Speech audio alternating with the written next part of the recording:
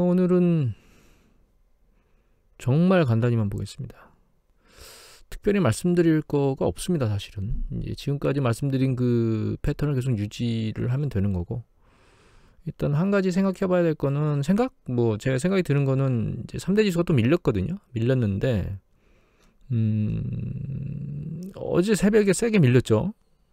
오늘 상대적으로 좀 어제보다는 덜 밀리긴 했는데, 미국장 어제 끝나고 나서 아시아장이 충격을 받았고 유럽장에서 그 충격의 정도가 좀 감소하는 것 같았거든요.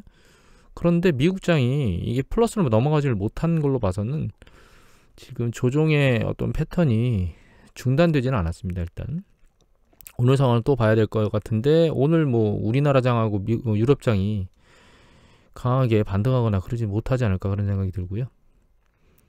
S&P 500 지수가 내려오고 있고 직전에 찍었던 요 조정 국면을 건드리고 있는데, 나스닥은 작년 10월달 초반에 찍었던 저점을 지금 터치하러 내려가 있는 상황입니다. 계속 보여드리면 아크펀드는 추세적으로 계속 내려가고 있고, 오늘 1.51 빠졌고 나스닥은 1.15 빠졌거든요. 지금 빠지는 강도가 계속 세요. 이 아크펀드가 하락 강도가. 이 두 개를 비교해 보면 결과적으로는 이제 모멘텀 혁신 이런 부분들이 S&P 500 지수가 내려가는 걸 하고 나스닥이 보는 걸 하면 S&P가 잘 버티죠. 그러니까 코로나 이후에 있었던 그 폭발적인 모멘텀이 약해지고 있다는 걸 이제 보여주는 거고, 그것도 대형주하고 소형주로 또 중소형 혁신 이런 쪽으로 넘어가 버리면 더 약하다.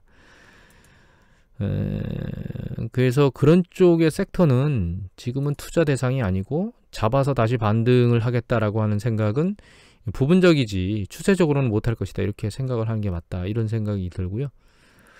자, 그나마 대형주 중에 버티고 있는 게 이제 테슬라인데, 테슬라 같은 경우에는 보시면 이제 퍼가 300배죠. 330배나 되고, 여기 보시면 이제 이게 그 경기 민감주 섹터거든요. 이게 파인비즈 데이터인데, 경기 민감주 쪽의 섹터인데 쭉 보시면 예를 들면 여기 떨어진 게 2%, 3%, 2% 쭉 떨어졌잖아요.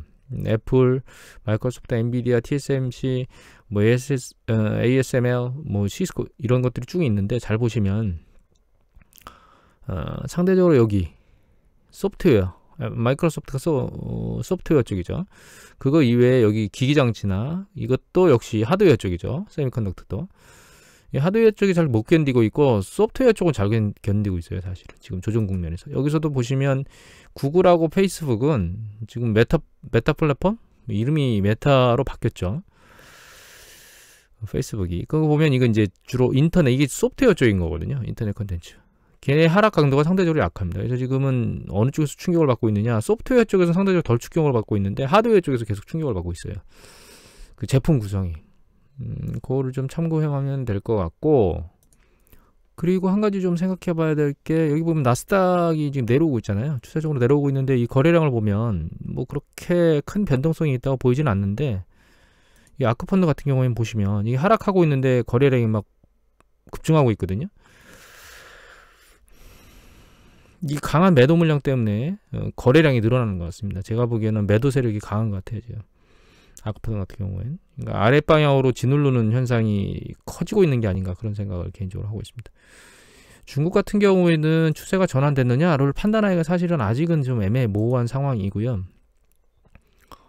오미크론 상황이나 이런 것들이 좀 순화되는 과정까지는 이게 확실히 전환됐다라고 판단하기엔 좀, 이게 지금 직전에 찍었던 요게 진짜 저점인지 아닌지는 아직까지는 판단하기가 애매모호한 것 같습니다. 얘가 조금씩 머리를 들다가 이 올라가는 강도가 강하면 제롬 파월 연준 위원장 쪽, 그러니까 연준 때문에 주식시장이, 글로벌 주식시장이 흔들릴 때 상대적으로 그 강도가 여기까지는 못 미치겠죠. 일단 연준 회의가 곧 있을 예정이니까 그거 상황을 좀 점검하고 그때 주식시장의 움직임까지 파악하고 난 다음에 뭔가 그 시점에 다시 한번 판단을 해봐야 되는 게 아닌가, 이런 생각을 하게 되고, 또 한 가지 좀 유심히 보고 있는 게 전기차 관련된 이거 저기입니다. 솔레3 차이나 일렉트로닉 비클 어쩌고저쩌고, 이거 전기차 관련된 국내에도 ETF, 타이거 ETF로 상장되어 있는, 근데 얘가 최근 추세가 트렌드가 좀 약합니다. 지수보다 트렌드가 약해요. 보면 올라갔다 내려오고 있고, 이거 지수 같은 경우는 이렇게 들리고 있는데 이 강도가 떨어지는 강도가 얘가 좀 더 셉니다 지금. 그래서 이 부분 들어가는 것도 조금 잘 유심히 지켜보면서 들어갈 것. 그 다음에 섹터로 구분해서 들어가야 될지 지수상으로 들어가야 할지 부분도 좀 더 고민을 해보고 작업을 진행해야 될 그런 상황이 아닌가 그렇게 생각을 좀 하고 있습니다. 그리고 이 부분은 여러분들께서 약간 충격을 받으실 수도 있는 내용인데요. 이 어드바이저 퍼스펙티브입니다. 여기 보면 이제 총 전체적으로 4번의 아주 안 좋은 시기에 주식시장이 얼마나 빨리 회복됐는가 베어마켓에서 그거를 보여주는 차트거든요 이게. 그러니까 이런 것들이 얘기가 된다는 얘기는 시장이 아래로 세게 내려갈 수도 있으니까 그 내려갔을 때 얼마 만에 회복되느냐 이런 것들을 지금 얘기하는 것들이 수면이 올라왔다는 뜻이에요. 여기 보시면 이제 1929년도 대공황 직전에 붕괴, 그 다음에 1973년도 5.1 쇼크 때, 그 다음에 2000년 IT 버블 때, 그 다음에 2007년도 금융위기 때 정점에서 붕괴된 이후에 얘가 다시 그 정점에서 다시 회복하는 요 시기까지가 얼마나 걸렸느냐를 보는 거예요.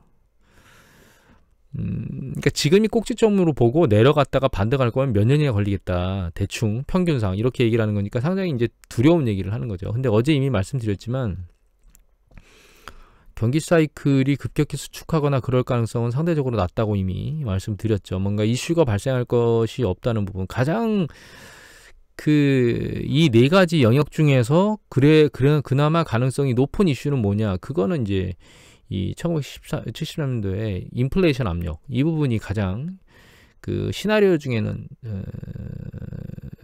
가능성이 높은 시나리오가 할까요?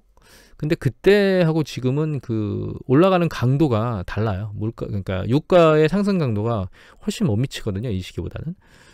그래서 이것도 시나리오 중에 하나일 뿐이지 실현 가능성은 현재 낮다. 이렇게 보면 될 것 같고. 또 한 가지는 이제 인플레이션율이 너무 높으니까 이거 헤럴드 경제 기사고요.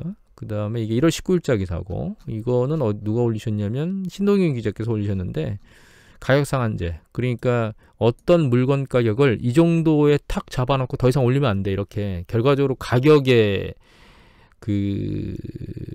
이거 우리나라에서 이런 얘기 했다가는 또 이게 공산당 빨갱이 얘기를 했을 겁니다 아마도. 근데 이제 결론적으로는 이쪽에서 이것에 동의하는 사람들은 그렇게 적어요. 이게 통제가 되지 않는다는 건 이미 예전에 한번 경험을 통해서 여기 보면 1970년대 리처드 닉슨 전 행정부가 생활비위원회를 설립해서 가격 상한선을 적용했지만 물가 안정이 실패했던 과거와 현재의 상황은 다르다고 주장하고 있다. 그래서 뭔가 뭐 통제를 전체를 안 하고 부분만 하겠다라고 얘기하지만 그것에 대해서 주류경제학자와 미 행정부는 이 같은 주장에 부정적이다라고 돼 있죠. 그래서 이런 것들을 하지는 않을 것 같아요. 다만 이제 저희 같은 경우에도 가끔 그런 얘기를 하잖아요. 주요 생필품에 대한 가격은 동결한다. 그래서 뭐 일반인들, 서민들이 먹는 뭐 식음료, 소스 이런 류는 가격을 좀 억제하려고 하고, 그 다음에 그 공공요금이나 이런 것들은 동결하려고 하는데 지금은 그럴 만한 시기는 지났고 그렇게 할 수 있는 상황은 아닙니다. 현재로서는. 결과적으로는 이제 금리 인상 카드를 빨리 액션을 취하는 게 긍정적이라고 보고 있긴 한데 그것 때문에 아마도 그 중앙은행에서 기준금리 한국은행에서 좀 빨리 올리긴 했지만 그게 꼭 지금이어야 되느냐라는 생각 저는 다시 하고 있습니다. 왜냐하면 연준의 액션을 행보를 보고 그때 판단을 해도 뭐 그게 늦지는 않는데 지금 뭐 당장 금리 인상 요인 때문에 이자 부담 얘기들이 계속 뉴스에서 쏟아져 나오고 있죠.